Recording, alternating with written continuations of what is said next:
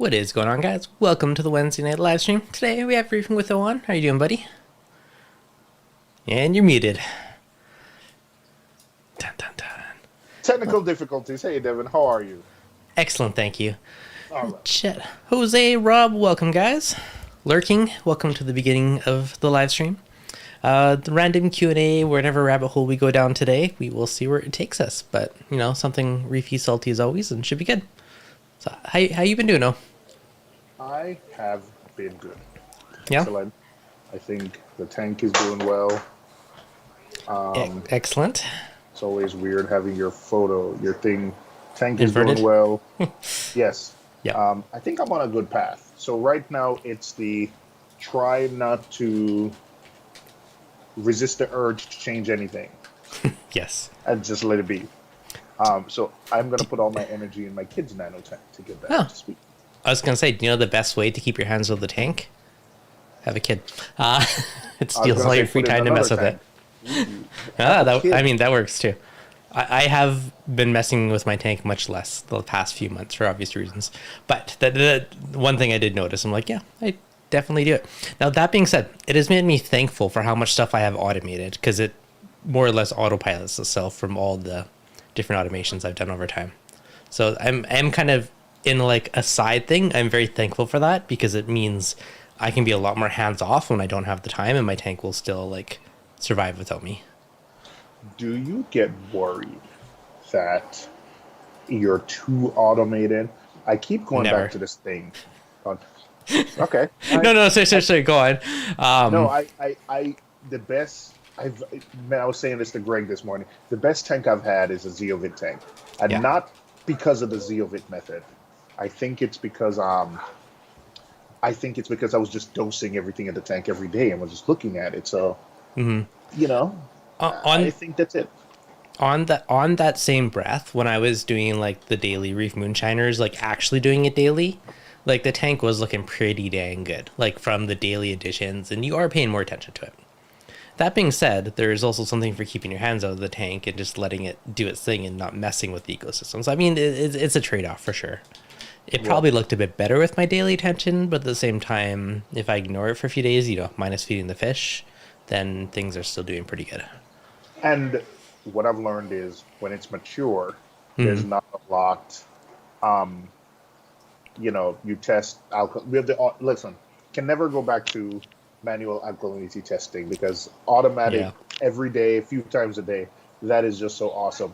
But when you have a calcium reactor, I think if I test calcium and magnesium, and I get surprised when it's not predictable, because you know what's happening. I know I expect magnesium to deplete over time, slowly. And so, when I test it once a month, it goes down by 50 ppm every month. Yep. So I know testing it should be down by 100. Whew. On that note, my alkalinity is a little bit low now that we're talking about it here. So, yeah, exactly. When it's not when you expected it. But do you... Yeah, I got to dose some alkalinity later. So, anyways, I know before we started the stream, we were talking about Monday thing. I built that little dashboard, and I was laughing because I was just looking at it. I'm like, oh, my elk's lower than it should be, 7.5. I like it better at 8.5. So I'm going to have to up my calcium reactor a bit. So what are you using for your alkalinity testing right now? Because you have yours automated too. Alkatronic. Alkatronic? Nice. How you liking it? Love it. Excellent. Love it. I like it. It's a standalone device. There's not a waste container you need to empty. There's not a waste container you need to empty, and it goes back in the tank. And I think it's a little bit on the loud side. I wish it was a little bit quieter. Yeah. But other than that, I don't think I have any. The reagents are cheap. You mix them up a gallon plus at a time. I think it's. Yep. I like it. I would agree. It is, a little bit quieter would be nice. I do agree. Like, the Trident is quieter than the Alkatronic, but the Alkatronic's like so cheap to test, so it's hard to beat that. Did you watch the Saltwater Aquarium video they did on that the other day?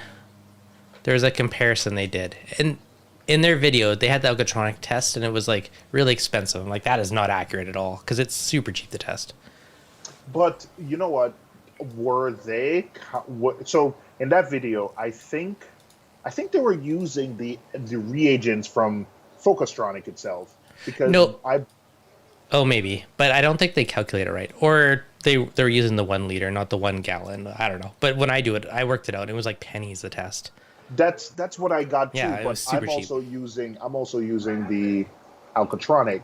Yeah. I'm also using the Coral View version of the reagent, which is Yeah. a lot cheaper. And I Hmm. know I haven't gone it yet, but speaking to Reef Keeper and a few other folks, you can go even cheaper if you go with, what is it, hydrochloric acid? I think the Yeah. acid scares me, just the word acid. I prefer to buy it from Coral View and just Hmm. dilute it 4-to-1.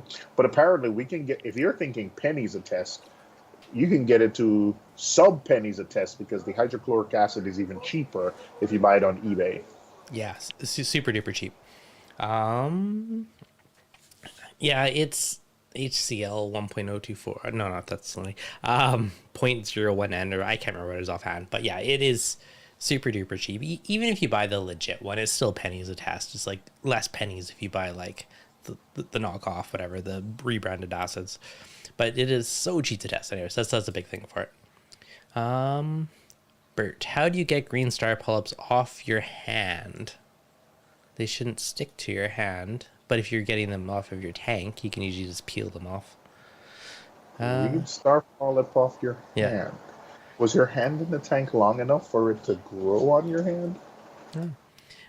Yeah, I don't know. It's a weird one. Gregory, I've got an outbreak of digitad hydroids. Any idea how to get them out? Don't want to use fobenzidol. Honestly, I don't know of anything that eats hydroids offhand. I've had them in freshwater, but never in saltwater. You muted though. So are they mistaking something? There is the saltwater hydroids. They look like almost like a jellyfish polyp with like little tentacles, like little that stick to glass. I'm assuming that's what he's talking about. Huh. I've never had them. Is he mistaking the feather? So you're sure they're hydroids? I've never battled hydroids, but I had these. I got these really small feather dusters from Alex G, Mm-hmm. and he gave them to me 2 years ago, Dev, and I thought they died, and now my sump is covered in them. Mm-hmm. So I don't know. Maybe you know what? I know nothing about this topic because it's something I've never really battled Yep. in saltwater. Yeah, I'm similar on that one. James Scott, how is your Mastertronic still spot on range accuracy? I did the first like 6 months or a year, or whatever, when I did a lot of like comparison checking with like ICP or manual test. I haven't done that in probably a year now. I just kind of blindly trust it. But the biggest thing is it's consistent. Even if it was a little bit off, it's the fact that the robot's doing the test for you the same time every time, so it is consistent. So I don't necessarily worry too much about the specific number. I'm more worried about the trends. Is it stable? Is it up? Is it down? So in the past, it was definitely accurate or pretty dang close. The first 6 months a year when I was paying more attention to it. Now I just kind of blindly trust it. But When I was testing, so when I got the, what do you call it? You put me onto it. The thing with the, man, I wish it was close. The thing where you oh, here's my test setup from Craftsman. I like it. What do you call it? My gosh, I'm drawing a blank and I'm taking too much time. But this thingy.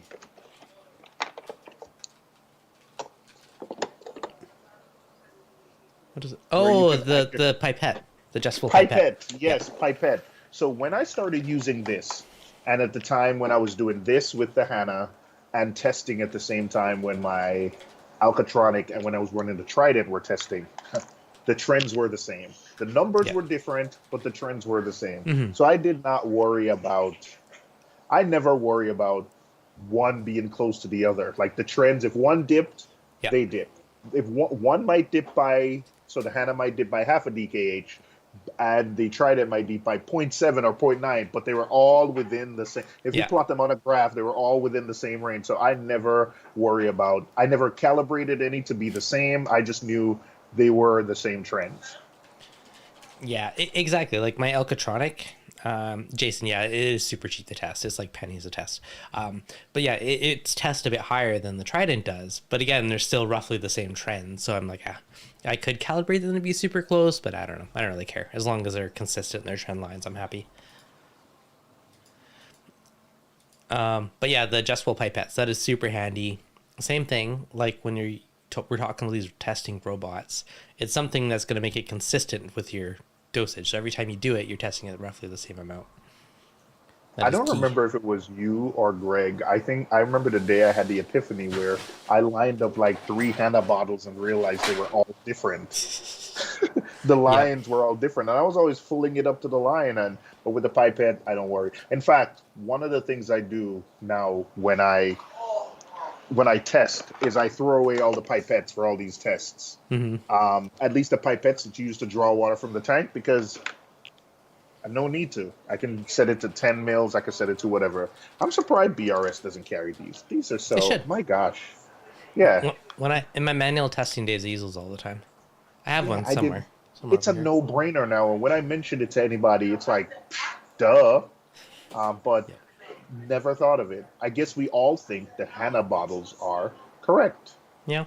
Well, if you use the same cuvette every time, then technically you'll be consistent. But if you're using random ones, then I mean, that little line that's printed on after the bottle's made, it could be a bit off.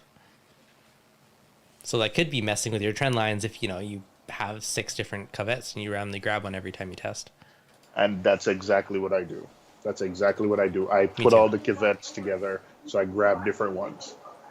Yeah. In fact, I used to do to speed up my testing. I grab different. I would fill them with the calibration and have different ones, which I guess wasn't the best way to use it. Yeah, no, I've done that too. I used to have one checker that just, or it would time out super quick, so I'd use two. Check this out. Then I haven't even opened this yet, but they sent it to me to play with. that is off to the side, and we cannot see it. It's a coral dipping container, but it has a magnifying glass built in, which is kind of cool, and like a little filter. I don't know. It's been on my to-do list to play with it. I need to buy some new corals to actually try it, but What's your favorite new piece of gear or device or thingy? that's a good question. I honestly don't know. I haven't really bought any new toys in a little while, so I know. is there I anything think new on your list? I don't think so. I think this. If you ask me what's made my life the easiest over the past year, other than alkalinity testers, I would say it's this. Yeah. If you're manually testing, 100% agree with you on that one.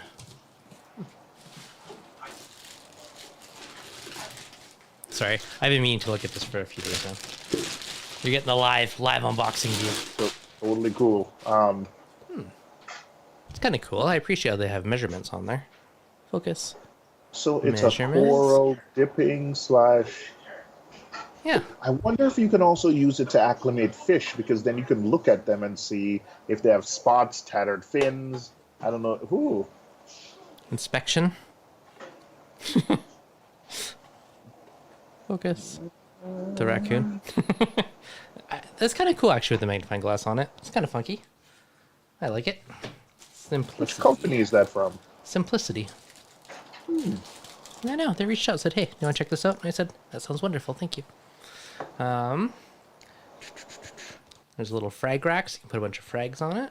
That's a lot easier than, because my thing was so I not acclimated, dipped some corals the other day, and I took the deep sea viewer off the tank, which Yeah. wasn't an easy feat to then look at them. Yep. Um, Gregory, thank you for the $10 super chat. Recently went bare bottom, my Red Sea Reefer 170. I have to dose NO3 and PO4. Acrodominant, I have tried adding fish and feeding more, but I feel like the filtration is too strong.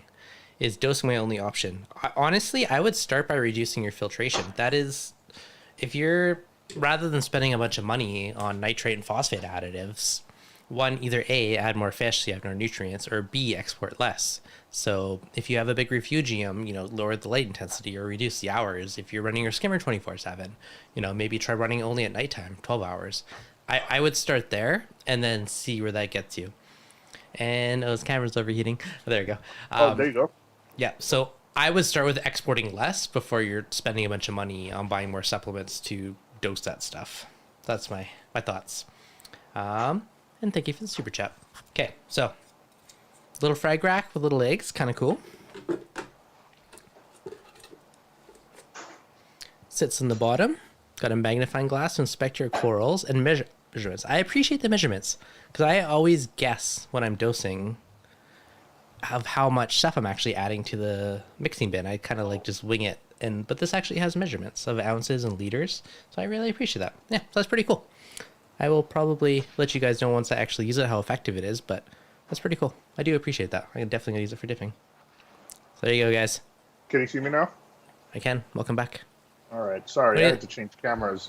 Did my thing overheat? Yes. What do you think? What do you think? That's kind of cool. Thank you, Simplicity, for sending me that. I'm really curious to try it. That's a cool dipping container. Okay. Dun-dun-dun. Overheated needs a juice box. Yeah, you're in 4K on the Sony. You need to have the screen away from the body. I've learned these lessons. The screen away from the body? Yeah, the screen. If it's pushed up against it, pull it away so it has more airflow behind it, and that will help prevent it from getting too warm. If it's on 4K mode, if you put on 1080 mode, you're usually okay. That's something with some of the, like the Ace 5000, 6000 series cameras. Yeah, this is a 6000, so thank you. Yep. See? Did you guys see the message where it says overheated? Yep. It's getting hot in there. Right. Yep. So, other random fun bit of talk. My Monday video, I talked about something I've been playing with called Home Assistant, which I think is super cool. It's not directly Reef Tank, it's more made for home automation, but I added all my Reef Tanks to it, what I think is super cool. So I have all my water box and the shallow reef, and here I have my nest for the house, my solar panels. So like everything I've basically like been incorporating to this thing, which I think is awesome. But just like the temperature sensors, I ordered some leak sensors off AliExpress. I'm gonna add those in next, so I'm probably gonna put them around my tank as well as the sinks. I don't know. So it's super cool if you want to like bridge a gap, or if you don't have an aquarium controller, even that could be a cool way to add a certain level of automation and monitoring to your tank, so, as well as your house. Thinking about tank, like how we put those. I've seen folks put like an iPad in your to monitor your aquarium. How about you just get a big screen and just use that to monitor the entire house? So it's, instead of using a little panel, you now have like I know you have a home office. Yep. So how about in your home office, whether it's an iPad Pro or something, that's the status of the house. And then you mean one of these? Okay, I have to give a quick shout out since Shane's in the chat. I've been bugging Shane the last few days about how to do certain things in Home Assistant since he uses and he's a pro. Thank you, Shane. I appreciate you. But yes, this is my old iPad, which lives on my desk and is basically my controller for all things. So it's not only a view, you can actually change things from there on the Apex. Wait, so let's do a demo. Like here's my office lights. Boop. So I don't have it pushing actions to the Apex yet. I do have it just pulling all the probe data for now, so I use it more as a monitoring dashboard. However, someone in one of my YouTube videos replied that they have theirs can actually kick off feed mode on the Apex. So I'm going to do that because I want one button that will turn on feed mode on both my tanks. So I push one thing, everything goes into feed mode. And I can just walk around and feed the fish rather than opening one tank, clicking on it, feeding, scrolling over the next tank, do that. So one button feed mode for all tanks. So that's my next little step. My next thing once I'm finished. So my wife said this tank has to be neat. So I finally finished with equipment. I think. I need to organize wires. And next is going to get a button, like a feed mode button, push. Yeah. I need, whether it's from Adaptive Reef or I was going to say, what's that guy named Harry's Aquatics? But I think Harry's does stuff through Adaptive Reef. So probably going to be Adaptive Reef. But I need a feed button. We'll get the ReefDudes custom edition. It's coming. What? It's coming. It's in the works. It will be in the works. Let me see those light shades. So you sent me some pictures today about light shades. Yeah. And I don't understand how your light shade works because mine looks like a full dress and yours looks like a mini. Like, come on, like, does it really work? It's a thin piece of Does it It's really about work? that thick. Yeah. Yeah. Now, okay, so two things. One, I didn't want massive chunky shades on mine. I wanted something sleek because that's my style. So it adds about 20, so about 2.5 inches, 2 inches to it. So it adds about that much to it. And I did lower my lights a little bit. I lowered them about an inch as well. And with the combination of the two was like a massive night and day difference on like the light spill for mine. So would you be able? You think you're gonna be able to maybe make some that Yeah, it go will on happen. some blades? It Have you seen Greg's setup with Greg's blade? Here, so we'll see if this focuses, but you can see them. I'll zoom in. You can see them on the bottom of my light. So they're there. They're like roughly the same thickness or a little bit less than the actual lights. But yeah, so like it made a big difference, but they don't look like big chunker shades. And that was one of my things. I made like 20 revisions to get them to like match up perfectly with the lines and to have a bit of a taper and to like look good. Yeah. So I I didn't might mind. make like some different widths of it for people that want to be more extreme, but I'll make some eventually. I put a deposit on a printer like a year ago, a big one, and it's been taking its sweet time to come out, the Persia XL. So hopefully sometime in the next couple months I'll actually get it and then I'll make big fun things. But it's, I don't know. I don't want to spend like 8 hours a day printing a set on my current printer. I need something I, I better. think one of the things I'm gonna do is I think I'm gonna paint the insides white What? to reflect some light, the shade. 'Cause I Now, think before you do that, take a piece of white construction paper and put it in there, because I guaranteed now it's going to be like whoosh, highlighted. I'm not. Yes, you'll get a little more light in the tank, but yes, you're going to see a big glowing chunk of it. There's a paint called like Perfect Black or something like that. It's like the darkest black ever. I literally debated buying some to paint the inside of my shades to kill any reflection, so they just disappeared. Ooh. Yeah. So you're telling me with white you're gonna get more reflections? You'll get more light in the tank, but you're going to see a lot more reflections. Like right now in the camera, I can see the inside of your shades, right? Yeah, that's not a. Ooh, good point. Yep. Ah. So I personally would leave it black. If anything, I like to kill the reflections so you don't even notice it. Then the lights just kind of disappear rather than highlighting themselves, right? That's a good point. Yeah. I don't know what I missed in the chat. In my opinion, having ozone won't be a reason for less water changes. Ozone is a reason for stellar water clarity and likely reduced coral warfare. Are like the main reasons I would consider ozone, because it will break down toxins and your water just looks like beautiful. Less smells too. Yeah, that too. Less oceany smells. Like my wife used to complain. Sometimes the tank would be like oceany, and now that I run it like nightly in the middle of the night, haven't heard that complaint in ages. So obviously How works on that long? one. How long do you run yours? It's 5 or 6 hours. It's either, I believe it's from midnight to 5 a.m. or midnight to 6 a.m. or 1 a.m. to 6 a.m. something like that. I Okay. I primarily use mine for water clarity, and I generally will run it. I think it's on setting 3, maybe 4, 3 to 4 roughly on the Ozotech 200, Poseidon 200. What's I'm going on on, the Michael? smallest setting, and I Yeah, run so it it's for like, half an hour. But I yeah. am actually, as we speak right now, I'm gonna up it to an hour. I'm slowly going up Mm-hmm. because my ORP is not changing. Yeah. Yeah, so just changed now Yeah. to 1 hour. But you're gonna look at it one day and you're gonna be like, "Dang, my tank's clear today." And then when we hit that, you're like, "This is the right amount. That's just I, right." I've used it before to good effect. I love the effect. It's funny, Nick is in the chat. Nick is the Yeah. one that first put me onto ozone, and I can't forget. Like it was an immediate. I was running it overnight. I don't trust the cables I have, the tubing I have, so I probably need to get the right tubing from BRS, the ozone safe Oh yeah, tubing. I bought that. Yeah. Yeah, I bought tubing that says ozone safe. It's already looking really yellow. Yeah. Replace it. It's a Yeah. couple bucks. But yeah, so definitely get the ozone safe one because it will break down and get funky over time if you're not using it. But yeah, usually with ozone, I find just enough to get the job done, and I also run it in the middle of the night because no one's around. It has a very short half life, so it dissipates fairly quickly. And then I turn on. I have fans. Mm-hmm. I found this fan on Amazon that says it operates well in humid environments. So it just comes on at that point, and it's not in the sump. It's in my cabinet beside the sump, and that side of the sump is open. So it Hmm. turns on and sort of blows when the ozone is finished. It blows for an hour and then turns off. Yep. No, that's pretty cool. Yeah. Okay, Matt, what is the main purpose of ozone for your tank? For me, my original main purpose was water clarity. It's like running carbon. It gives you super duper crystal clear water. It breaks down any of the organics, which give that yellow tinge to water over time. So make sure water crystal clear. Like if your glass is clean, like your fish look like they're floating in the air. You don't even notice the water. So water clarity is hands down number one. Number two, kind of byproducts that are beneficial is there's toxins in the water from coral warfare. It'll help break them down.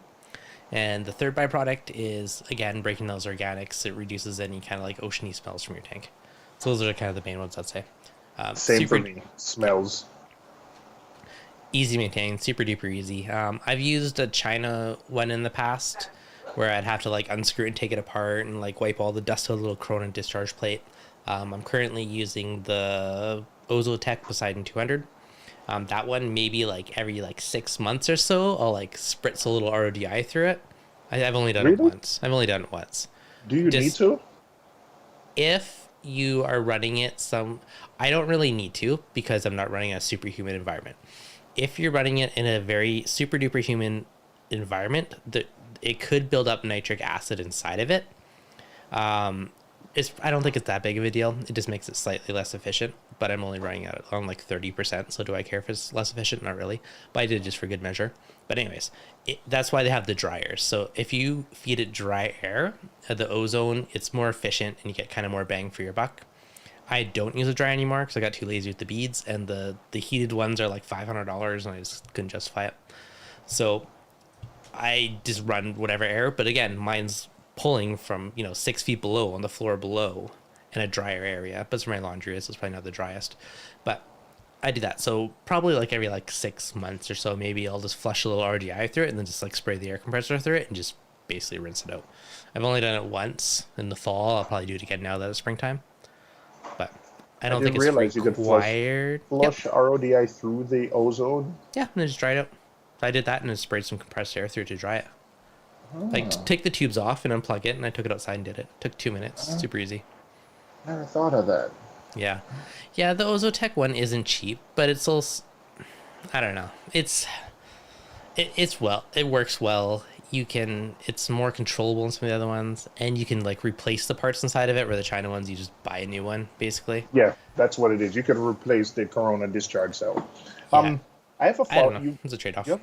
I have a follow-up question to that. So, I thought because currently have my ozone unit, the same unit you have. I have it mounted in the sump area. I Yep. thought it was only the act of drawing air into it that made it. You're telling me if the components are exposed to air or the unit itself is exposed to moisture, that affects the Corona discharge unit. I thought it was just if it pulled in, because I am using the dryer. Yeah, so you're fine. Don't worry about it then. This is if you're not using a dryer. Okay. All Yeah. right. Okay. Gotcha. All right. All right. Um, okay, Ari, if dosing lithium chloride, phosphate E, how would you go about figuring out your daily dosage to keep things stable once you got to your desired level? So, I mean, I believe they have a recommendation, but honestly, I would just start super low and just do a very low amount, and you could just slowly up it if your levels are raising. Now, if you are putting lithium chloride on a doser, I would want to either be dosing it into the skimmer, like through the lid, like into the tower, so that the phosphates gets it precipitates out in your skimmer body and goes to the cup. Or I would do it into like a filter roller. I wouldn't just do it into your tank because those little particles, some fish like tangs or certain wrasses can be more sensitive to those little tiny particles of phosphate and can bind to their gills. So you want to do it somewhere where it can be mechanically removed. So that is my Um, advice if you're going to put it on a doser. do you see Reef, the Sea Forever? He I used to use ozone when he. The reason I There you go. You can usually I use it would, on your tank. You already got the equipment.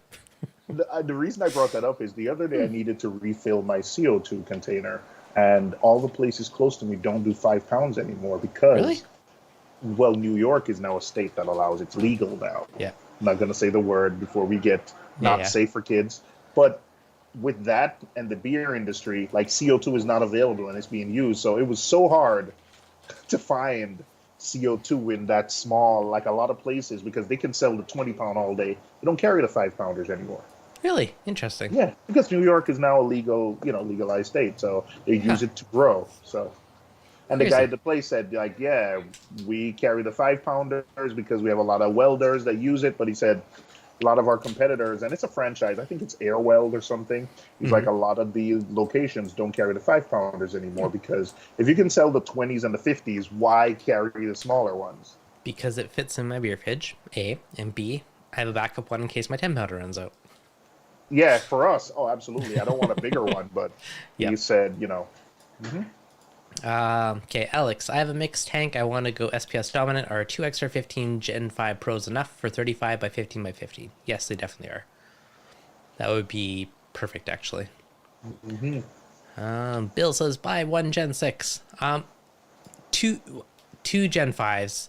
On it, Gen 6 you get a little more spread, a little more color, but two Gen 5s are still pretty dang close. Like two Gen 5s, you're going to have more than enough light for a SPS dominate tank. I think 15 front to back, he's not worried about back to front coverage. And 15 inches high, you're not worried about depth. And the Mm-hmm. two light sources coming from both sides, lighting the Yep. SPS from both sides, and then reflecting off the glass, because again, it's only 15 inches.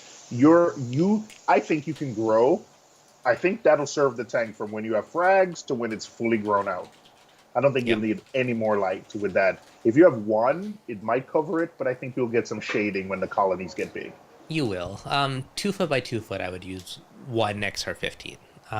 Could you do more with it? Yes, but you will get some shading. Yeah, exactly. The two, you're going to get all that intersection, and it's going to be more of that warm fuzzy blanket later on your acros.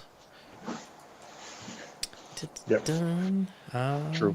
Bert was also saying with ozone, you're basically dosing hydrogen peroxide into your system. So weigh the pros and cons. Is something to think about. Yeah, you can dose hydrogen peroxide as well. I know people have done it. I've done it more when dealing with something, but yeah, I had a buddy that had it on a doser and just dosed it daily to preventative, I guess, and never had an issue with it. So as long as you're not overdoing it, it could definitely work. Yeah, not never experimented with that. So, Yep. hmm I replaced the soda lime on my skimmer the other day.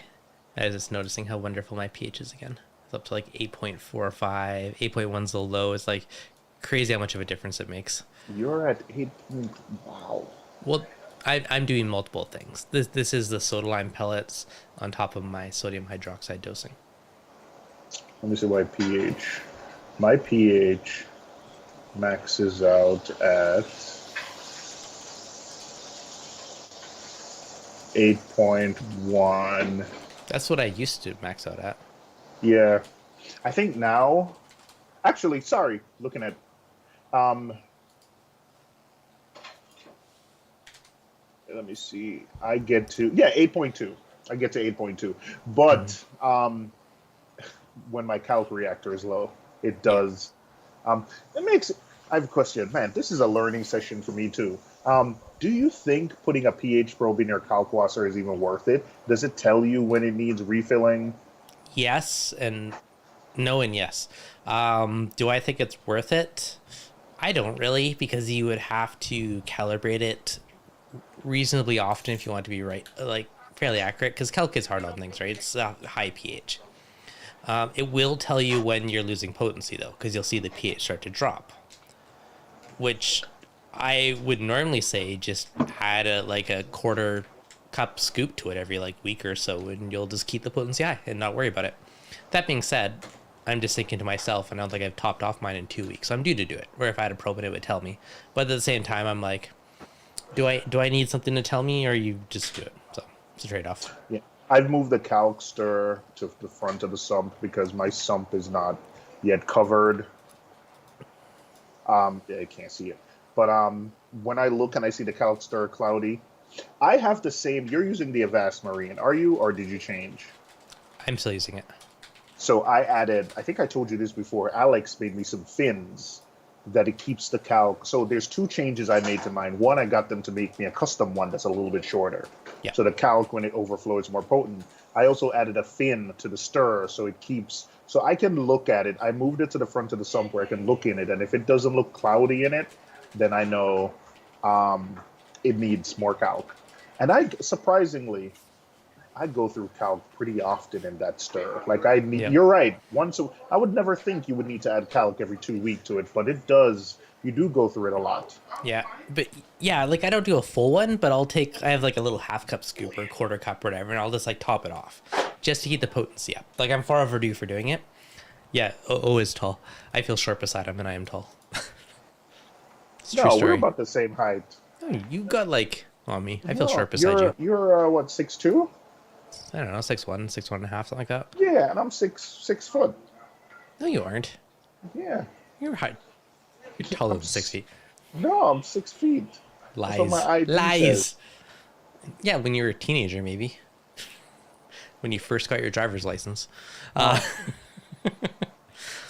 um, Yes. So with the pH, you're looking for the drop. Exactly right. You'll see your pH is high, and you'll see it start to drop. And like, okay, I'm losing potency. Now, I think a better method it would be to use conductivity to measure it. That being said, I don't think I'd use the Neptune conductivity to do it, but I did try using the GHL conductivity with it, and that did work very well.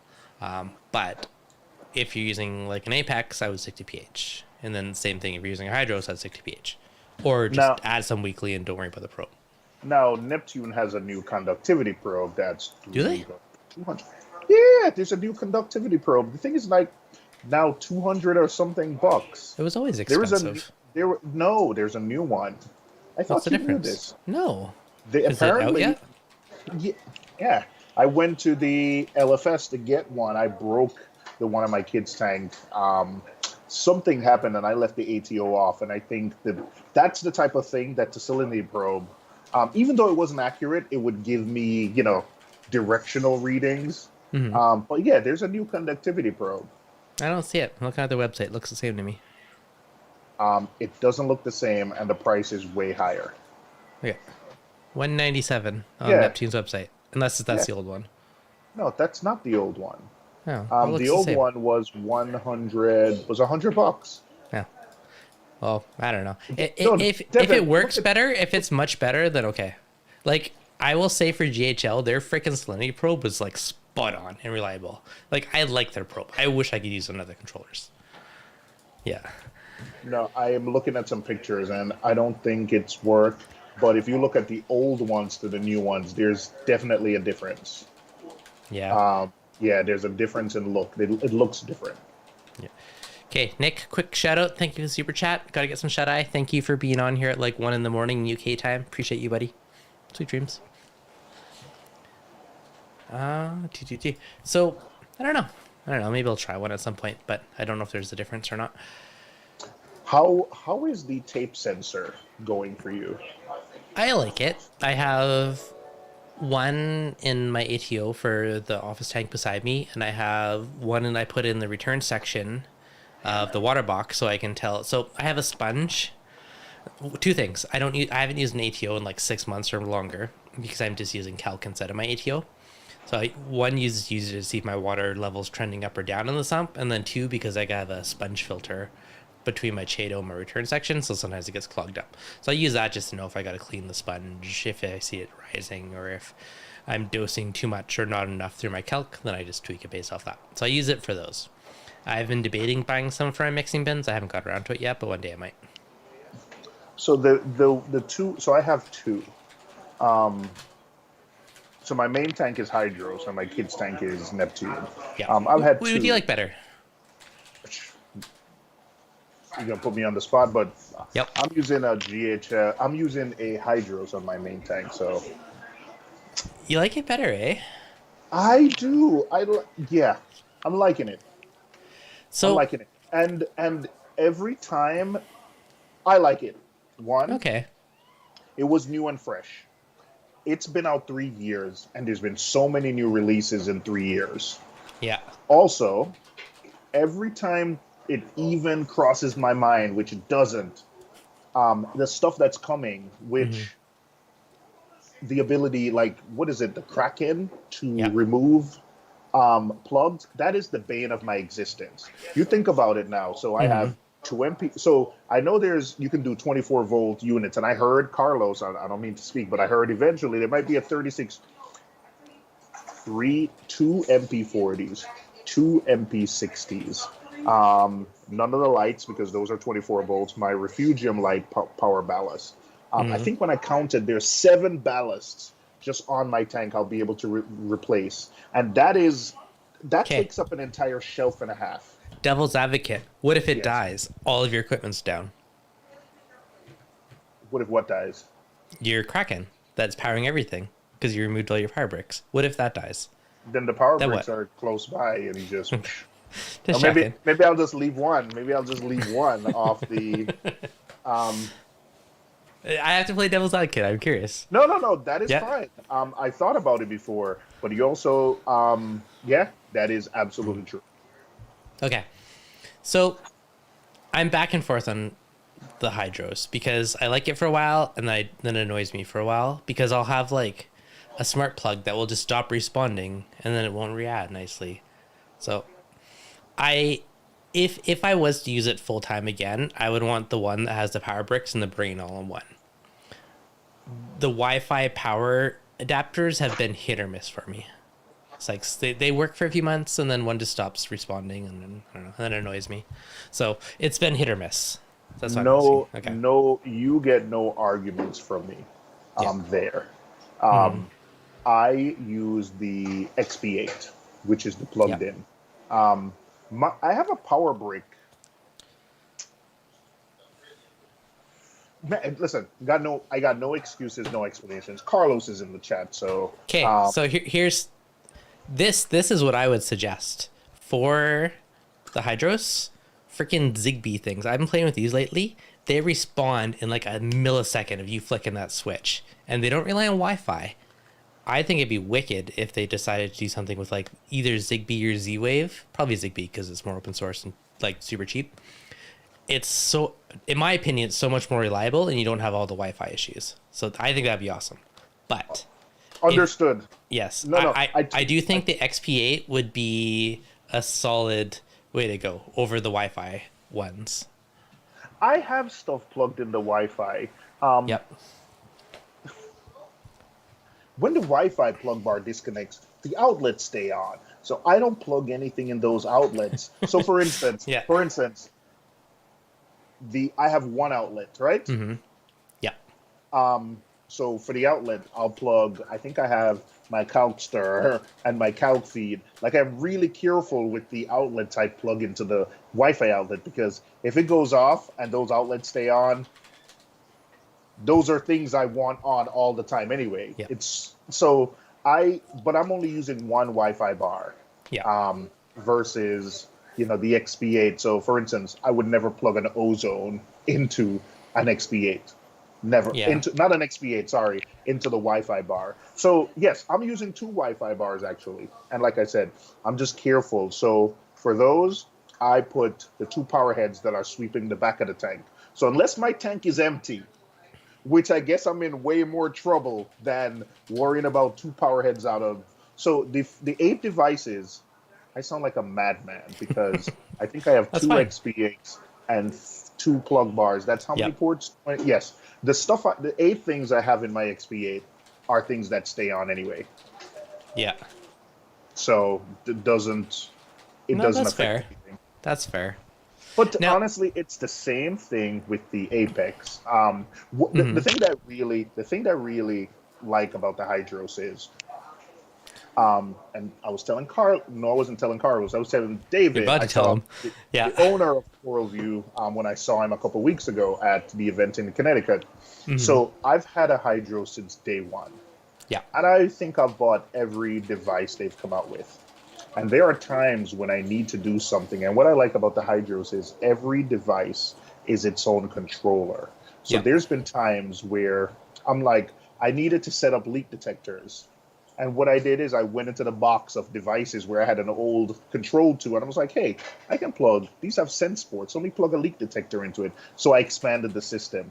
I had what is called a Control X3, and when it was time to add my calcium reactor, I was like, oh, this is cool. Let me just expand the system. So every device you purchase is a controller on its own. I do and appreciate you can just that. use it and daisy chain. So there's never a, hey, you upgrade your controller and you get rid of the old head units. No, Yeah. it's not like you daisy chain another controller, daisy chain head units together, and you get an extra salinity probe, an extra pH probe. But I appreciate that with the hydros because, like I said, everything I've ever bought is usable. Yeah. Yeah, no, that's fair. I 100% appreciate that. And the fact that you could take it apart and turn to like 2 tanks if you want later, right? Or use it as one with backup brains. My So mixing that is a station, cool like thing. you put it at the mixing station, and you're like, hey, I want to monitor temp, and I want to know when my mixing station is empty. When and I don't need a plug bar to control that. So just Yeah, you just take them apart and you put them everywhere. it's true. It's a sweet selling feature. I know, I I like it. know.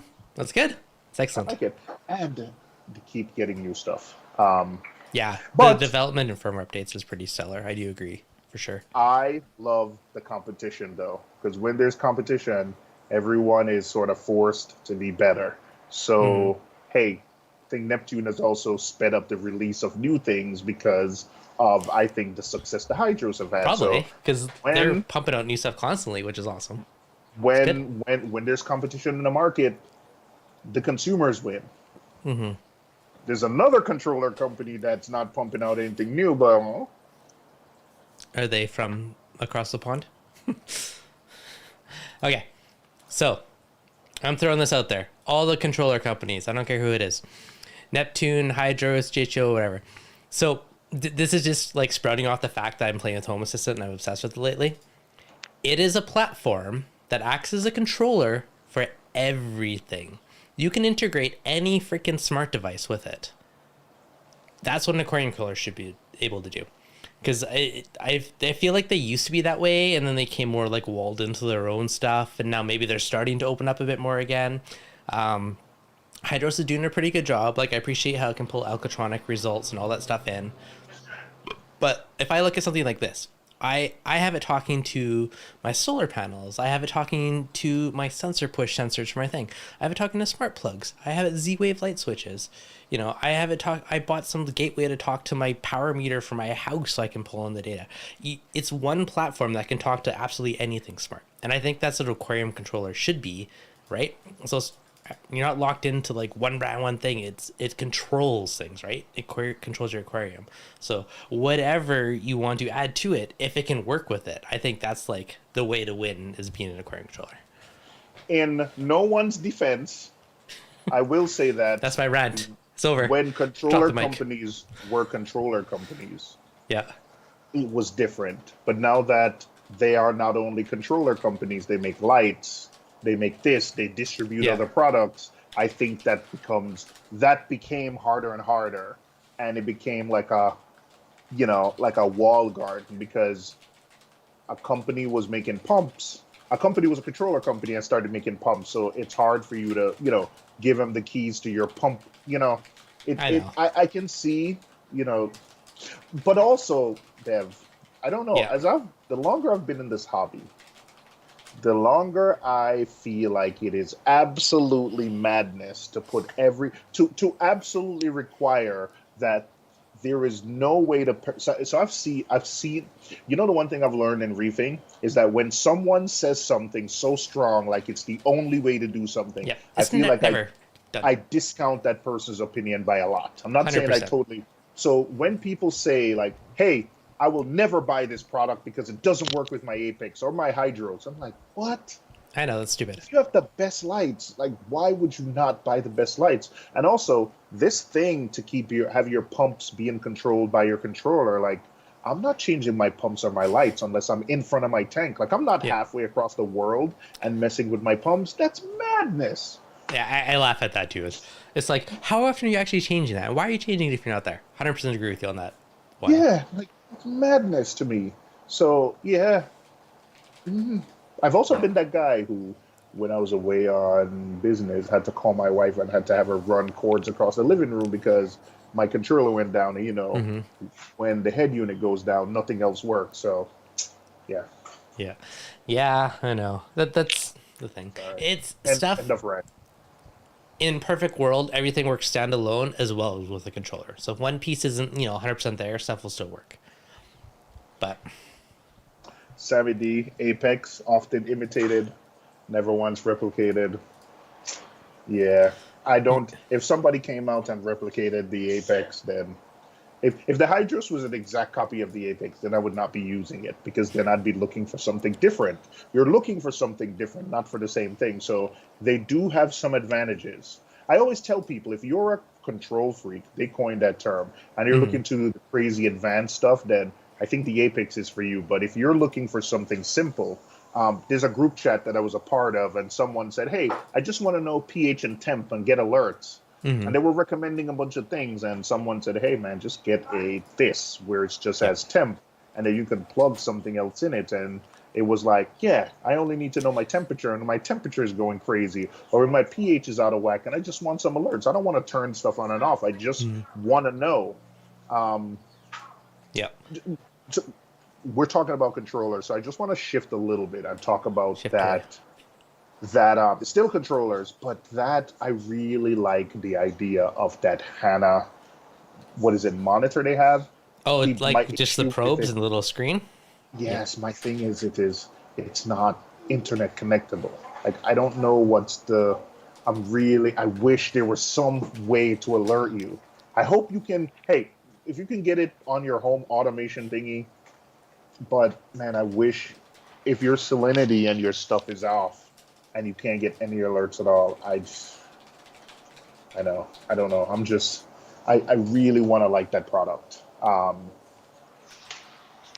But Yeah, I haven't tried it. Let me know if you try it. You probably will get one eventually, so let me know how it is.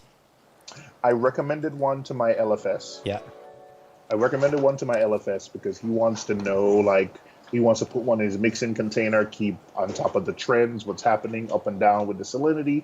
And to him, being notified is not Doesn't care. that important because employees are always there. He just wants it as a backup, his refractometer. He's checking on his refractometer and something is there, just, giving him like peace of mind that my salinity is what my refractometer is saying what it is. So in that case, I understand, but man, I wish there was some form of just internet connectivity with it and alert feed. That's fair. Okay. Benny's Reef, thank you for 499 super chat. I appreciate it. Shane, what product is he talking about? Hannah makes like a monitoring only type of thing that monitors pH and temp, and I don't know if it monitors anything else. Temp, pH, it might. Salinity, I think it does too. Okay, salinity. Yeah, so it's basically a little box you plug in with a couple probes, and it's like a little screen you'd have by your tank just to see all the main parameters that you care about. Queen City Reef some more. I put a Wise camera in front of the tank, or in front of it, so you can always check. There you go. There's your remote thing. Hey, I mean, that is a thing. It could work. But do you use a camera on your tank? I thought about it, but I've never actually done it. When I'm away, I do When you're away? put. There's a couple of things. You have an old iPhone, and there's an app called Alfred that allows you to log in remotely with the phone. So I have, the tripod. You just mount the phone on the tripod, leave it in front, leave it plugged in, and you dial in. Or I have a Ring camera. I'll just pop the old Ring camera on because it gives a nice wide angle lens. But funny enough, I got a survey from BRS about this the other day where they were asking about a camera, and I said, absolutely. I would want something that, and yeah, I remember filling out a survey from BRS if that's something that I'd be interested in. Yeah. Okay, sorry, I just pulled this up. pH, salinity, and temperature. That's what it is. That's what you're talking about, right? Mounted on the wall. Yeah. Listen, but hey, Dev, if I see Kevin from Hannah at Reefapalooza, I'll have some questions. But see, that's a perfect mixing station device, isn't it? It would be. Yeah. Yeah, that would be good. I have never. That's a good idea. I like how you think. I'm gonna put that in my mixing station. Yep. I have never fully trusted to put a salinity probe in my mixing station, but I might actually try that. That's a good excuse to try it. Good thinking. Yeah, I think when I see Kevin, I'm going to ask him, I said, how often do you think it needs to be calibrated? And then I can set an alert if I'm using it in my mixing station, like how it's going to always be underwater because I never let it get to, it's Well, never out of water. here's a question though. Do you, if you have a big mixing station, like a big container, do you put on like a little chunk of foam that it just floats on it and bobbers up and down with the water? Or do you let your probes be underwater and potential water leakage, right? Because technically, I don't think you're supposed to have the caps of the probe underwater. So would you like have a little acrylic rod and like a little bobber so it just goes up and down with the water level? If that's the point, then I'm in trouble because I think my probes are always underwater. I think it's fine short term, but I don't think you'd want them underwater 24/7. My probes are underwater 24/7, and they've always been. Maybe that's why. Leo, I've heard poor reviews with the Apex Salinity probes. Okay, so in my opinion, they are more. Okay, so there's a new one out. Maybe they're better. But no, I will say the new one is better, Dev. Like, Okay, so it doesn't. The other one used to go from 0 to 2.5 to something. So okay, remember that extreme is better. So with the older ones, or to the ones I've experienced with, I found in my experience, there are two things that will make them screwy. One, if there's air bubbles on it or little micro bubbles, that will mess with the reading. And the second thing is if the wire from it was very thin, I feel it wasn't shielded properly. So hopefully they fix it on the new one. But I feel if it was next to any higher voltage, like 120 volt or like a 36 volt pump wire, then sometimes you get flaky readings or jump around. So on mine, I moved the probe to through a separate hole in my stand, not running beside all the other wires, and make sure it's not some of the water, and it's been much more stable for me. So that's been my experience, but that's how I got rid of the flakiness with my original Neptune probe. Now I am curious to see if the new ones are better, because that's the thing, right? Do you spend that money on the Hana, or do you spend that money and put a Neptune one on there? Because I have the Neptune on the water box, right? So it's like, which way do you go? And also, I think VCA also helped to stabilize the reading because I think from what he said, it had something to do with the pressure. So remember that VCA made, you remember that little thing? Yep. It's called the SPS kit, where you basically, a steady stream of water under the same pressure. Keeps all so the water bubbles off. it. Yes. Oh, is that what it is? I thought it was a pressure thing, but if you're saying it, that's I could be wrong, but that's my theory. Because the constant water makes sure that no air settles on it. That's my theory, at least. Yeah. Okay. Yeah, okay. Okay. Ryan Thompson. All my probes are underwater 24/7. Huh. My sump probe holder came that way. Interesting. See, I have the caps above and just the bottom half of the probes in the water in my tanks. Sammy D. Low flow area in my sump. No bubbles. Only submerged to rubber cap. And my probes are dialed for last year. So maybe you're fine submerged. I could be wrong. Wouldn't be the first time. Manoj. I can't find my Mastertronic in my network to set it up. Someone suggests a new SD card. If it's brand new, that shouldn't be an issue. But if you had it for a couple years, I did have an SD card die. I don't know if it was my Electronic or Mastertronic, but one of them I had to reflash it with a new SD card. And I bought like a little SanDisk one off Amazon for like $15, so like a better quality one. And it's been good ever since. I believe I don't know if it was on their website or they emailed it to me for the firmware, but you can just reflash it and put a new SD card in it, and then you're back in business again. True. Yep. Sammy, I use the SPS kit, worked wonderfully, but pump dying, so to remove it. Probes stable still. Okay, that's good. Yeah. In my opinion, it's getting any air bubbles or any air that settles on and off, and that's the big advantage.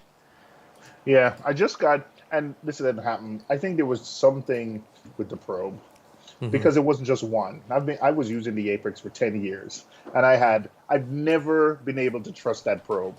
So yeah. So do the tweaks that I said. Maybe will help. Yeah. Well, the new one is working better so far. Yep. So Daniel, thank you for the super chat. Appreciated. Okay, so you bought the new probe. So there's actually a legitimate difference in your mind? yes, I think so. Immediately when I saw it, I thought so. Okay, so here's the question. If I look on BRS's site right now, the Marine Hana pH salinity temperature monitor is $211. And the Neptune probe is $197. So it's like $18, $20 cheaper. would you put on the Neptune probe or would you put on the Hana one on a mixing station? Neptune, because it's already a controller, so and Fair. you won't get notified. The Neptune, even if it's not accurate, let's say it's not accurate. The new Yep. one is better, but even if it's not accurate, even if you set an alert to say, let me know if I'm under 30, or the fact that you're 30 is not right, it just means that something is causing your salinity below. And you can have your wife go over and just check with the Hana or something, just check, give you peace of mind. So the Hana, you don't know unless you're in front of the tank. So I would still go with something that's going to give me at least some remote alert capability. Okay. Fair enough. Yeah, I would. I don't know, I but would. I think I'm really excited for, I think what CoralView is, it's called the IV, and it's just a vessel where their solution to salinity, which I keep hearing is coming, Carlos, keep hearing is come on, like, come on, you need to stop coming and get here. what's he But teasing with? their solution is to pump the thing in a liquid and test the salinity there, Oh yeah. therefore eliminating interference. So they're going to be testing the alkalinity, the pH, and the salinity in the same vessel, which I think sounds like a good solution. Makes sense because you don't have any interference, right? It's like here's your sample, your fresh sample out of the tank, and test it here. Yeah, I mean it makes sense to do it that way, right? Mm-hmm. Yeah. Yep. And my Alcatronic is testing, so if you hear a noise, Oh, that's mine too. Are really they synchronized? That's You know what? hilarious. Unless I you're hearing really mine the thing with the Alcatronic is, how many times a day are you testing? twice. My the one thing with the Alcatronic, you cannot choose when to start the test. I don't think so. It's based on when it's powered on. So Really? yeah. So if you wanted to test at like, what time is it for you? What are you, plus 3 hours for me? Is it 7 or 8? 8. So if you want to test at 9, just unplug it like 10 minutes before 9, plug it back in, and then we'll start that. So that's all you got to do. That's the secret. Mine is literally testing right now. Yeah. That's funny. Mine too. Okay, Bert, is there a point where we get technical with adverse results, like a plateau? I sometimes question. I'm like, what else can I automate? I'm running out of stuff to do on my tank. Like, what else can I do to automate things that's so automated? But, now maybe I'm going to probably do my mixing bit now because I'll put that in my head. So that might be the next project. Dun, dun, dun. Sometime in the next month or two. I'm loving doing water changes now, so I spend a lot of time. It's working for me. I get salt really cheap. Mm-hmm. I get my salt from Petco. For those of us in the U.S., Petco. Yep. Salt is cheap. So Instant Ocean, I would love to, if Brightwell was on the cheaper side, I would love to do my water changes with Brightwell. But when you're getting Instant Ocean for $25-$30 for the bucket, cheap. Yeah. Jealous. Mm-hmm. I haven't seen it that cheap in a long time. So I don't know if it's do you have Petco in Canada? Oh, wow. All right. We have PetSmart, which is very similar. Okay, so PetSmart and Petco have for recently, like the salt, Instant Ocean salt has been on sale a lot. But with I'm searching the site as I'm talking to you, but Me too. with Petco, there is a service called VitaCare where you pay $10 a month. You get 20% off everything in aquatics, all day, every day, everything, and you get a $5 gift card every month. Mm-hmm. But for instance, now it's on Instant Ocean. The bucket is on sale for $37.99. I would get 20% off of that. Nice. And then I would get another 20% if I elected to pick it up in store. Huh. So that's how you get it down to $28.30. So yeah, not for me. $77, not cheap. In January, I was on the bus in New York with 2 buckets of salt. Couldn't miss it. At PetSmart, so you go to PetSmart and let's see. I don't have Petco. I only got PetSmart. Yours on Pet. Oh, you don't have Petco. So let me see what PetSmart is. $77 Canadian for me. All right, so I'll tell you what. But like in my early days of reefing, I remember one time it went on sale for like $35 a buck or something, and I think I bought like 5. I bought everyone they had. My whole car was just loaded with salt, and I was set for the next year. But So I'm not advocating anyone do this. So let me just do my disclaimer. So PetSmart has the bucket Instant Ocean on sale for $37.99. You save 30% off when you sign up for auto ship.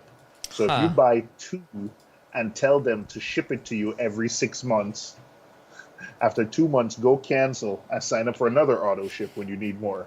Just saying. Pro tips. Good to know. If only I had a Petco to try it. You just, Dev, like, you know how when something goes live, you can cut a specific part out? It's too much effort. It's in there for life now. All right, but I had to do that last week or the week before when we shared somebody's video, and then YouTube was like, copyright strike. I'm like, ah, frig. So I had to go edit that like 30 seconds out of the video. Yep. So yeah, I know. I would love. I think my Brightwell is my favorite salt to use, but I can do like I am doing 35-gallon water changes because the salt is so cheap. Yep. Well, that's a good pro tip today. I think they're going to be out of stock now because everyone's going to order it. But no, hey, nobody watches this stream in Brooklyn, New York, anyway. So don't. All right. Not worried about that. Just out of curiosity, if anyone's in New York in the chat, let me know. I'm just curious to see if it was wrong. Just got a 5-gallon bucket of reef crystals, $25 on Amazon subscription. Man, that's so cheap. 5-gallon or 50? Wait, what do you mean 5? $25? 5-gallon bucket, like a bucket. Oh, a bucket. Oh, yes, for $25. See? Yeah. I don't know. It's on sale, man. Yeah. We don't get these good deals. Get buggered in Canada. Yeah. Yep. Nothing cheap. Sorry. It's all over. And then Petco and PetSmart, they ship it for free. It's just that you save more money if you get to in-store pickup. We got one person in Brooklyn so far. You're not alone, no. Yeah. Yep. But 60 miles north of... Oh, hey. We got 2 people in NY already. See? Yeah. I'm in Napa on my way. Hey, I saw at the event, oh, man, what's his name? The guy who does all the hydros. Oh my gosh, I can't believe Carlos? I forgot his name. Not Carlos. That's all I got. Oh my gosh. How can I am terrible at this. I am sorry, I forgot your name. I'm terrible with names. Is Napa I'm assuming Napa's in New York. Probably upstate somewhere. Okay. I don't know 4 the people name. so far in New York. You're not alone.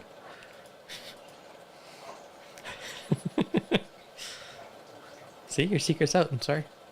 Sorry. Napa Fashion House? That's down a little bit from New York. Jeff New York. Bednarek. Okay. Jeff Bednarek. He was at the New England event. And this guy was selling. Connor. Yes. No, not Connor. No? $10. He was selling $10 frags, and he brought a lot of hydro. I'm sorry, I'm being distracted. He brought a lot of hydro stuff with him, and he ended up selling a lot of the stuff. But anyway, he was selling. He came to this frag shop, dude, and he was selling.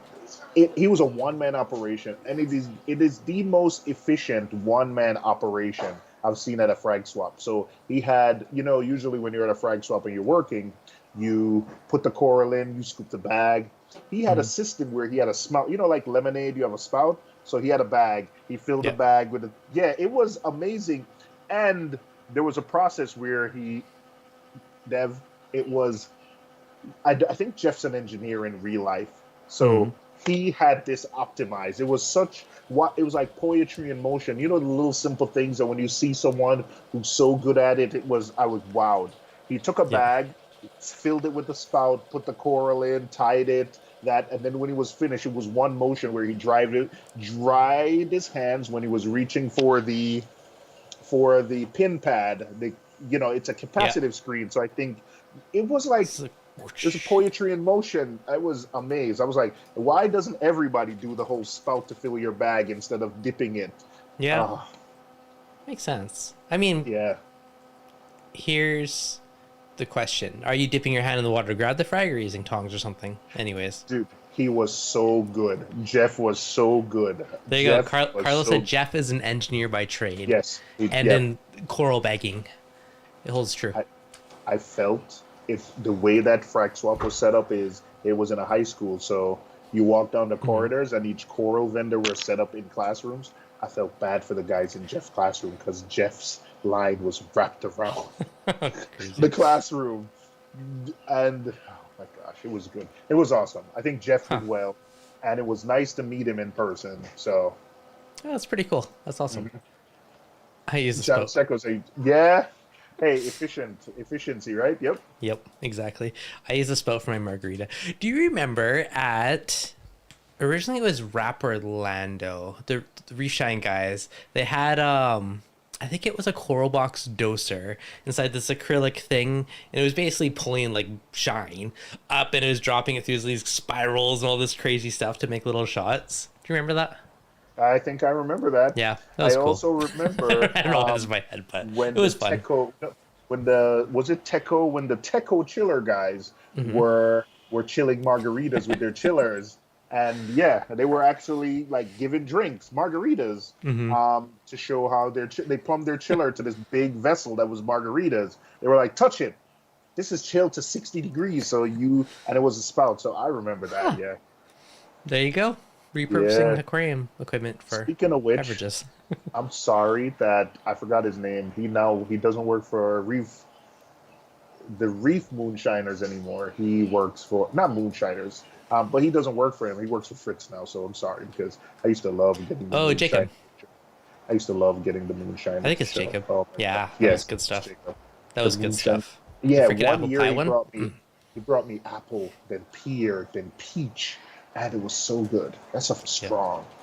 Yes, but so good and dangerous because it's so smooth and tasty. Yeah, Yeah, I I miss know, going to right? shows. You I need to always, start going again. dude. I've been telling you, like, when are you I know. coming? I don't know. Orlando's coming up. Nice to When is it? take the baby Next to month? Disney World. Yeah, April 24th. Cutting it. We'll see. Maybe in the fall I'll go to one. We'll see about next month. Yeah, It'll be fun though. but Disney World. I know.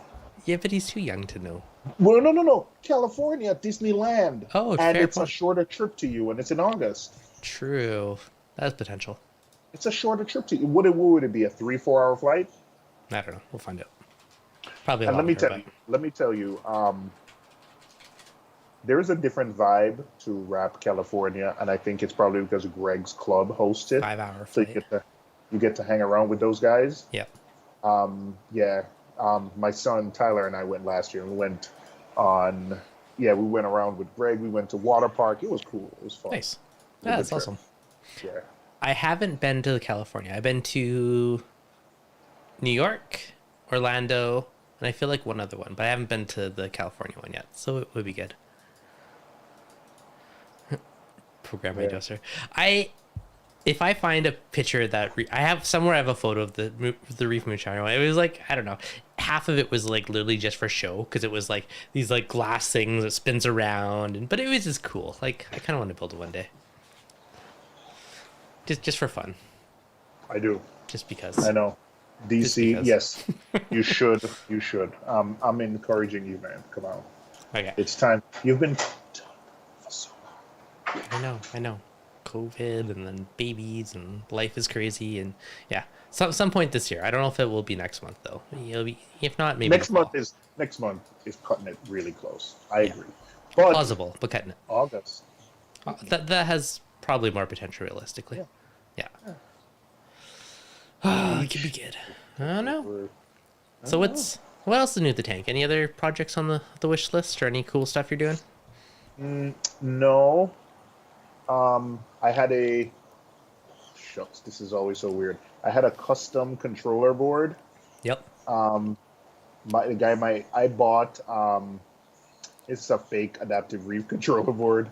A It's knockoff? a really What? yes, because it's such a thin area. This is only 8 inches across. Yeah. So that's and I thin. couldn't get half-inch PVC, so I bought quarter-inch.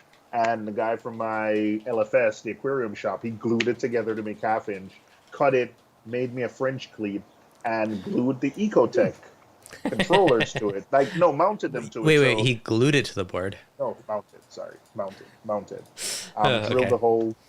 But I think it works. It's not. Listen, it's not as refined. Okay. It's not a fake. I know, it just it's made me laugh. inspired by. Okay. Hey, you know what they say, Kyle, if you're watching? Imitation is the greatest form of flattery. So How about we give away one, and I'll even let you enter it with the competition just in case you get lucky to get a real one. You can enter too. Should we play the random number game again or something different? yes. Okay. Then it's fair odds for everybody. How many people are in the chat? What are we at? 87 currently. So let's do random number generator. Between 1 and 87. Boom. All right, guys. Whoever wants... What? 1 in 87. The first person to guess the number that's on my random number generator from Google gets an adaptive Reef standard controller board. Dun dun dun. No, I'm done. Oh, you have a 30-second head start. Yeah, no, I'm sorry. I'm done. You gotta wait I'm done. like 20 seconds, and then you can I'm go. out. I'm not entering. It's okay. I am gonna take a bite of quesadilla though, if you don't mind. That's fine. I'll let you enter if you want. I'm good. Okay. Would I love to have one? Absolutely, but I have a head start. The real ones are coming in now. Oh, somebody got it. I just gotta figure out who is first. All right, no more. Who is the first one? Just verifying. Okay, we got a winner. No more. David C. or Mike Spencer. I gotta see who said it first.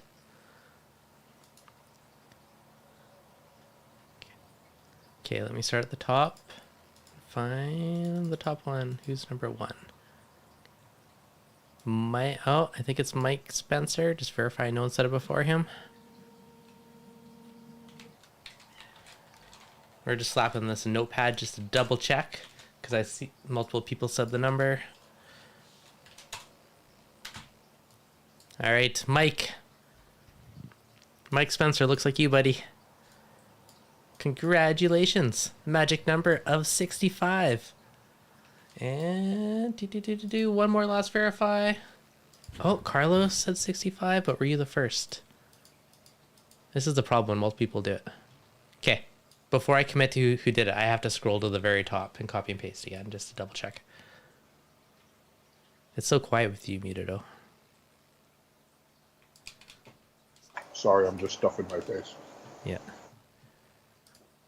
Okay, starting at the top. Yep, Mike Spencer, it was you, buddy. Congratulations, Mike. You have won yourself an adaptive Reef standard controller board. You can pick black or white, take your pick. Send me your info on Facebook or Instagram, one of the two places, and we will get you hooked up with one. All right. Sweet. Sorry, you didn't win. You're stuck with your knockoff. Damn. I know. Wow. I know. It's fun. I like it. I'm putting my numbers for next week. Wheel of Death is more fun. I agree, but the problem is I got to put everybody's name in the Wheel of Death, and then that will take me ages with like 100 people doing it live. Because we're at 80 something right now, which isn't bad, but some days it's up to like 140, and then that's a lot of names to copy and paste into the Wheel of Death. There is a stream bot. You can use a stream bot to automatically have people enter with their number. That's true. I'm not that fancy, Shane. I'll work on that for next week, maybe. Yeah. Or the week after. I'll work on that for next month. Yeah, but this, honestly, I would have loved to gone with, but this is only 8.5 inches wide. So you would have to get something custom. But my kid's nano tank, I would love. I've actually been waiting on the deluxe to get back in stock. I do not want to go with the standard, but we'll see. I'll figure something out. No. I'm pretty sure I have the deluxe, but I don't actually know what the difference in the standard and the deluxe is. So I'm gonna look right now. I was going to ask you. I think the deluxe is a little bit wider, a little bit deeper, and also I think it has more cutouts. This is the difference. I'm looking right now. So the deluxe one has like a predefined board on the front, where the deluxe one has different interchangeable plates. That's the difference. The deluxe has interchangeable plates? Yeah, so this standard controller board, and it's one panel, because I have the deluxe one, so I'm actually checking. Where if we go back to...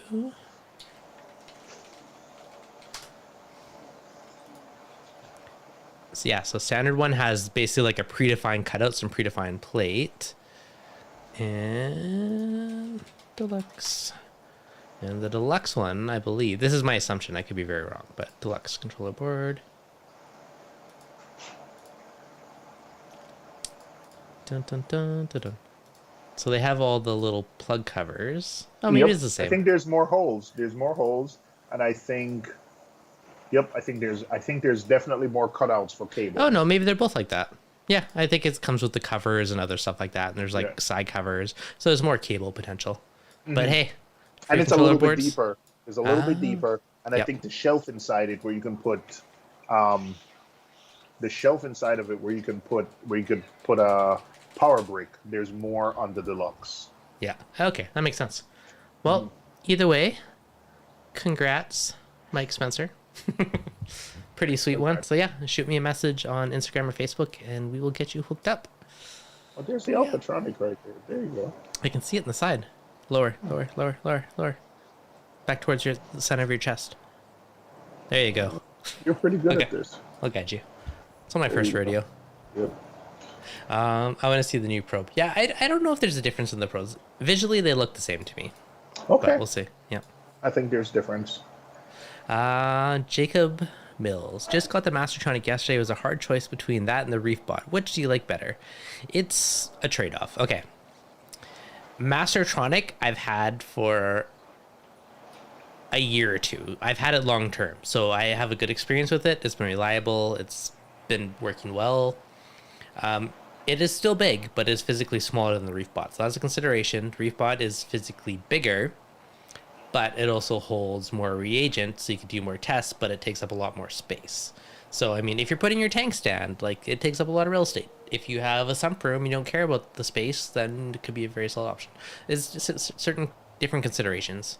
If someone does buy the Reef bot, I don't know if I said in my video when I did it, but if you use code ReefDudes, I'm pretty sure you get some, like, $100 off or something like that. Mm-hmm. But, so, it's a trade-off. But yeah. 45. Do you have the Dosatronic too? I do. I do. So you have the entire lead full... Got the family. Well, not all of it, but the dosing testing chunk of it. Yeah. They have... Another thing I like about the Alcatronic, which I've never done, but I always like the option of, hey, if I'm going on vacation and something happens to happen with my calcium reactor, you can just leave, let's say, Alpha Reef on the doser for that. And you could turn it on remotely. Yeah, I've thought about that too. An Alcatronic with Alpha Reef, because that's the one dosing head that doses everything all in one, is like primo. That's my new plan for when I'm leaving. I just calibrate it the day before and just test it and just have it dose. But if I had a smaller tank, I would legitly just do Alpha Reef in that and call it a day. That could be a good way to go. Yep. All right. I really like your, and I've been talking to a lot of friends about your modification for your trident thingy. Oh, my enclosure? Yes. And in fact, Dupree is someone who's not around his tank, and he thinks that enclosure would make it easier for people just to be able to change the reagents. Oh, yeah, it is. The tray's annoying. That annoying is being very nice. Yeah, because sometimes you got to make sure the hoses don't kink. So I got rid of the tray. I have a tray that just literally holds the bottles, and it's on Thingiverse. You can go take my model and print it if you want. No, I see it. Yeah. I just want you to print it for me. Oh well, bribe me once I get my newer, bigger printer that will print faster and better, and it'll be good. Okay. Wait till I get it. Bribe sent. I'm tired of fiddling with some of the stuff. Like my smaller printer is like rock solid. It works. My big one, I think, had a nozzle clog, and then I just haven't fixed it yet. But yeah, once I get the new one, it's gonna be snazzy and fast and good. All right. Listen. I'm down. I am down. The Exploring stroller helps you stay connected. RC Reefer, out of all your auto testers, what's your favorite?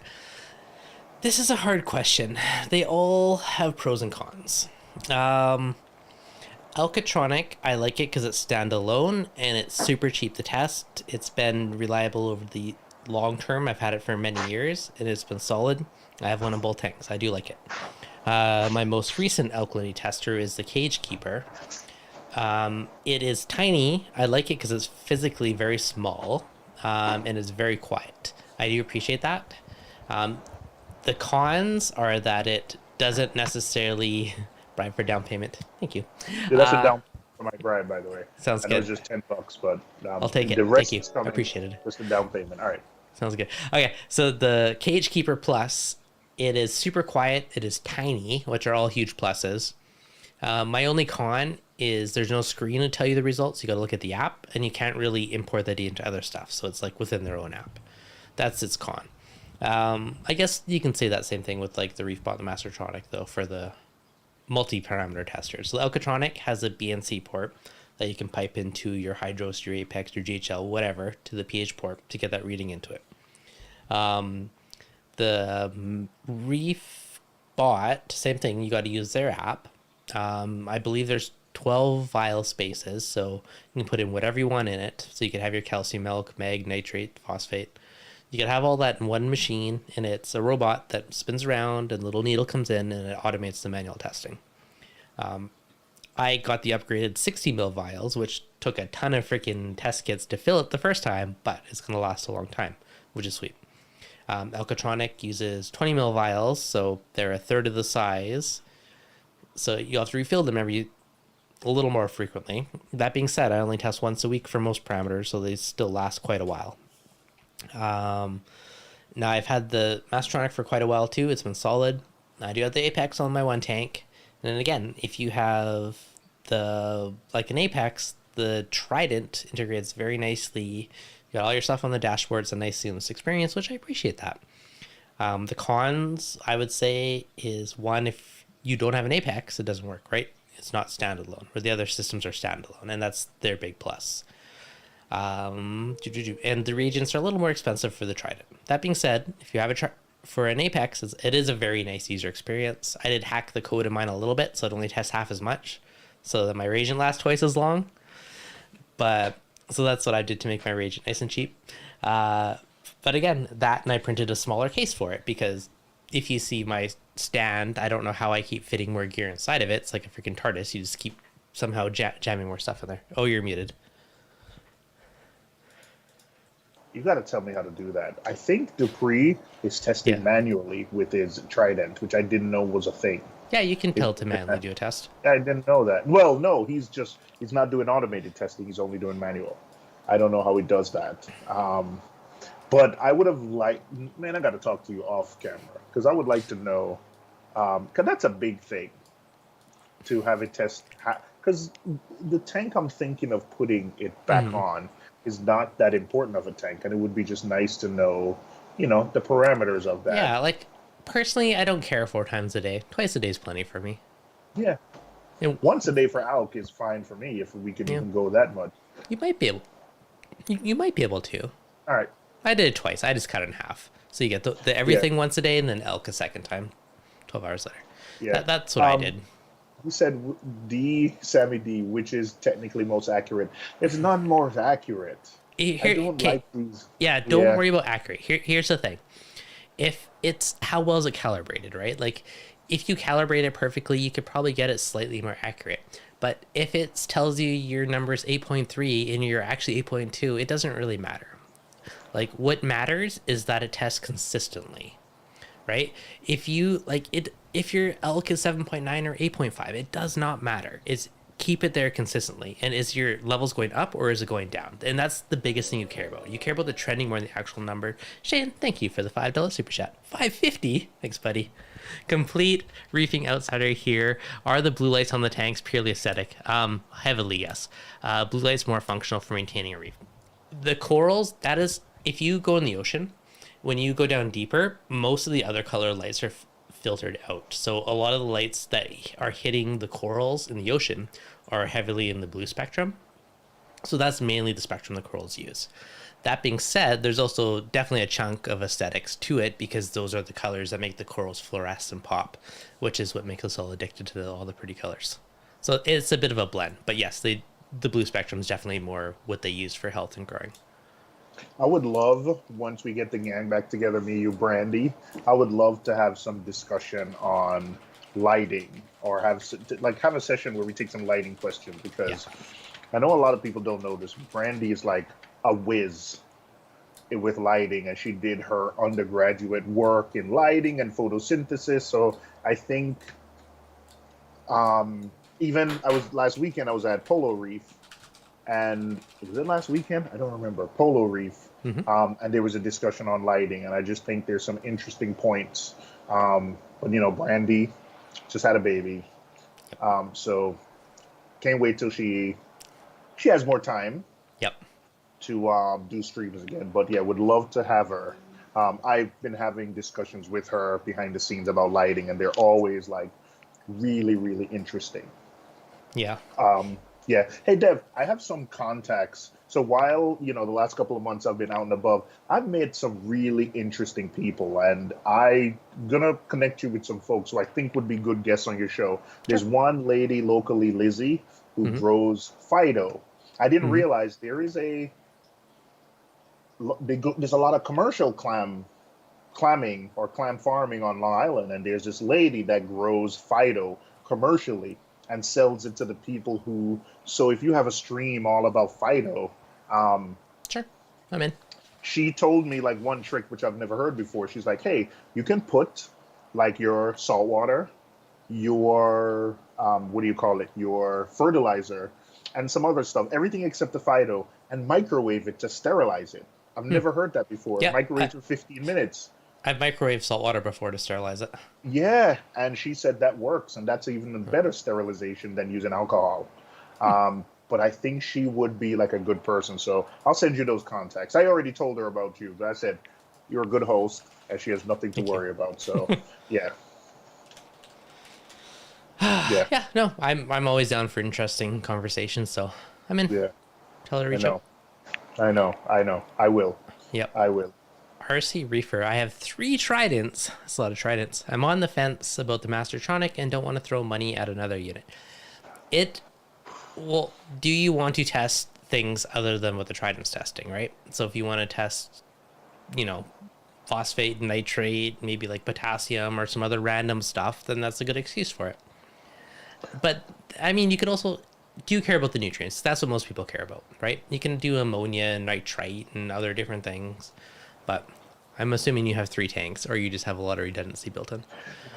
Another thing that we haven't, I know we've spoken about controller at length, but there's another option, which is like what Greg is using, and that's what is it, the API Aqua Spin, which my LFS uses it Hey, when people bring, so, it tests alkalinity, calcium, potassium, nitrate, mm-hmm. phosphate. So that is not an auto tester, but if you insert the liquid correctly, that is again, we're not talking about accuracy, we're talking about a machine testing. Mm-hmm. So I think, it doesn't have to be a machine that auto tests. It can be, you can get 6 tests done at one time. So True. I think Greg has the Lamont version, but I think it's the commercial one. Yeah, my LFS, and actually customers love it because you bring your water in. Imagine you have something like, let's say you're having an issue, Dev, and your Yeah. test kits are not showing you anything. You can mail off an ICP test, but you can also go to the LFS and pay $10 and have them double check your nitrates, phosphates. I've been there before when he's tested someone's tank, and it works for fresh and salt, just different discs. Yeah. And I've been there where he tested someone's freshwater tank, and he said, "Hey, my fish are dying. I don't know why." Guy had really high ammonia, really, Yeah. really high ammonia. So I've been there enough times where, again, you're sending off an ICP test or whatever to wait for that. But a lot of times, who has ammonia and nitrite test kits around after your cycle? True. So I think that is something that we should put in a conversation when it comes to tester. It's not an Mm-hmm. automated tester, but it's something that makes testing easier. Okay. Greg says I love it. It's $4 a test though, so it's not the cheapest. But testing, I guess if you tested once a week, right? $16 a month to do it. It's not terrible, but Yeah. yeah, it's kind of nice for spot checks. I've never What personally used one, but I'm pretty sure my LFS has one as well. two, 2 minutes to get 8 results. Like Greg, what 8 results do you get? Nitrite is pointless during the cycle. Might be, but Yeah, like, does it test, I guess, calcium milk, mag, nitrate, phosphate? That's what 90% of people care about. The rest of the stuff's a bit of a bonus, but Yep. that's what 90% of people, if they could have everything laid out, is what they would want. true. In my opinion. I agree. Like, there's iodine and, like, not phosphates, potassium, like, certain stuff like that would be cool to have, but it's not, like, as critical. Yep. You could. I think that's another option. And maybe it's not for the again. Where What do you did even buy Greg one? said? $4 a test. Yeah. I think everything is relative. On a nano tank, no. But as someone said earlier, and I forgot to highlight that comment, he's like, if you have a tank full of corals, that's a lot of money invested in your corals. Spending $4 on a test, or if you amortize the cost of a Trident or an Alcatronic over the course of a year, that's not a lot of cost to potentially keep your tank, maintained. So, It's true. yeah. Hey, $4 a test.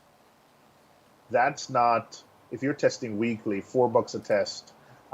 That's not a lot if you have a fully SPS tank with some really nice colonies that you're probably clipping and selling, right? Selling one frag a month more than makes up for that $4 a test, right? Yeah, true. I don't even know where to buy it. I'm Googling it right now, and I only found some place in the UK for like £1,500. Greg, Yeah, who did you buy for that? How do I get one to play Yeah. with? pH, Yeah. elk, mag, nitrates, phosphate, Ammonia and kept. Nice. I wish. Oh, nitrate, elk, phosphate. Oh, that's pretty solid. That's kind of cool. Yeah. What's your favorite 3D printer? I currently have a TiVo Tarantula and a Ender 5, I don't know, Pro or something, whatever the big beast, the big Core XY one is. However, I put a deposit on a Persia XL like a year ago that I'm still waiting for, but I think they're finally starting to ship soon, so there's hope for the next few months. So I've never used a Prusa. I've used like the cheaper China ones, so the Prusa will be my first like fancier hobby level, but still fancier one. So hopefully it's good. Okay. Everyone Prusa that was XL. one loves them. Yeah, so Okay. it's a not pricey that bugger. big. It's 14 by 17 by 17. I thought it would have been bigger. The XL? Yeah. I feel like it's bigger than that. It says Oh no, 14. that's the build plate. That's how big of an object you can print. Oh, wow. The X No thing's thanks. bigger. Yeah, I just want one that can print big stuff, and then it'll be good. So All right. yeah. So I don't know. One day I'll get that. And then you can bribe me to print you stuff. I'm down. First thing I need is a Trident case. All right. Yeah, I might print myself a fancier one when I do. Mine isn't perfect, but it works. Yeah, definitely is a good way to make it tinier. I don't know. Probably avoids your warranty. Who knows? But if you gotta take it I apart to was gonna service ask it, you. it makes it so easy. I don't know. What? I was You can gonna put say, it in how the do you original service box, it? so it's easier. You don't have to pop it all apart. You just pop off the cover and boom, everything's there. In my opinion, it's easier, but do at your own risk. Risk your own always warranty. Put it back in the original case and send it off, right? I have the case in my shed, but realistically, I'm not going to send it off. I'll just buy the parts and fix it myself because I don't know, it can't be that hard. Because I know, like with the Trident, you could send it in, or you can buy the kit and do it yourself, right? Like the service kit every year or two. So I would just do it myself when the time comes. Boom. Done. Yep. I'm sold. Yep. Shane, I'm looking at starting my 3D printing journey. I have an Ender 3. Oh, with an Ender. You don't have one yet. I'll send you a picture of mine, Shane. You're local. I have 2 printers. I'll sell one of them when I get my new one. We'll see. I'll send you a photo later. All right. Yep. Good times. All right, buddy. I think we're going to call it. It's been a good hour and a half, but it's been fun Right. today. I know you already went to bed. Aquarium Cabinet Solutions, Greg, Bernie's Reef, Daniel Go, Reefing with O, Shane Lawrence. Thank you guys for the super chats. I Rob appreciate Z, you. all the people that came in. Yep, Thank you the guys. classics. Another fun stream. Always.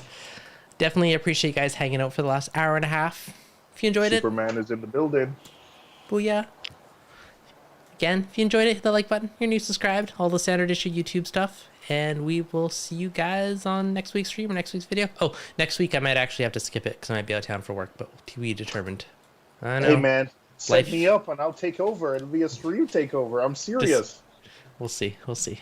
I'm serious. Maybe. Let me guest host. Maybe. We'll see. We'll chat. Will you? Something good? It. All right. This might be interesting. We'll see. We'll chat. I can't guarantee when you come back you'll have a stream, but I'll do it for you. Oh no, that's what I'm worried about. No. Let's talk about it. But yeah, absolutely, man. Let's talk about it. All right, sounds good. All right, guys, have a good night. All right.